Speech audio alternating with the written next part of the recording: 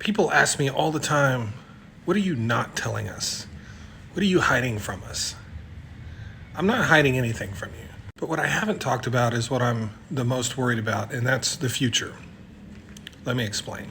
Pretty much all presidents pass some piece of really consequential legislation that sets the country up for a good 20, 30 years in some form or another. One of those pieces of legislation for George Bush was the Energy Independence and Security Act of 2007, something that turned out to be a very critical and consequential piece of legislation that we're benefiting from immensely today and we don't even know about. And that's because normal people who think like normal people and aren't psychopaths don't spend their entire lives trying to convince everyone on a daily basis how unbelievably fantastic they are.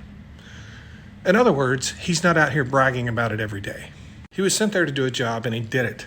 That's good enough. Then comes in Barack Obama and he looks at this piece of legislation and you know what he didn't do? He didn't tear it up just because it had George Bush's name on it. So instead of destroying it and tearing it up out of some hope of political gain, he added to it and improved upon it and made it even better, even more consequential. Right now, people are struggling to pay electric bills in many parts of the country, seeing electric bills $1,000, $1,500 because electricity demand is growing by 2% a year.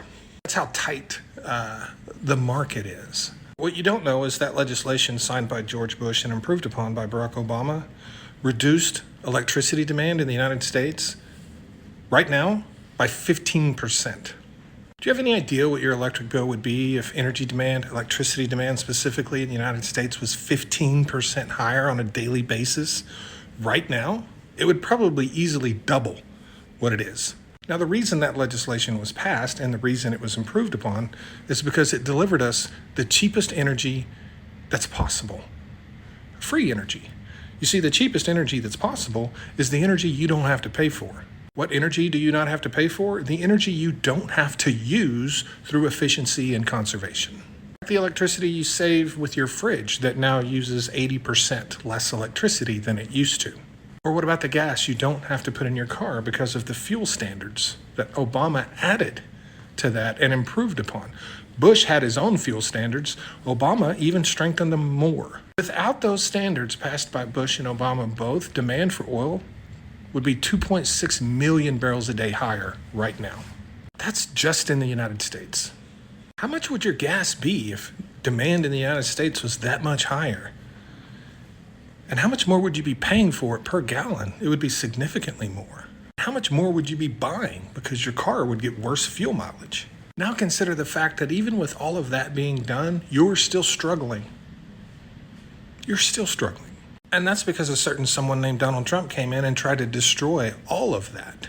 Fortunately, we had gotten a lot of good out of it already by the time he got there. But consider the fact that we've now on the second administration of Donald Trump, where there is absolutely no possibility that there is any forward thinking at all about critical things like that we're going to need 10 years from now.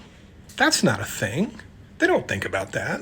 What I'm saying is we're going to be paying dearly for these two Trump administrations for a long time because Americans stupidly decided politics was a sport. Because they have no concept of how consequential a president is. They have no knowledge of the things they do that helps them for the rest of their lives because normal people don't spend their days bragging about it. Every single day, people in this country are benefiting from those two presidents in major ways, and they have no idea. Let me ask you this.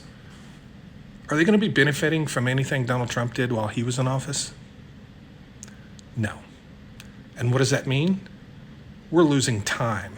The world is progressing much faster than us. They're blowing us away because we have a clown in the White House who has no more knowledge than the clowns that put him there, literally. So when you ask me what I'm not telling you, that's what I'm not telling you. I'm not telling you what I suspect is coming. A lot of misery, a lot of suffering, and a lot of poverty. Thanks.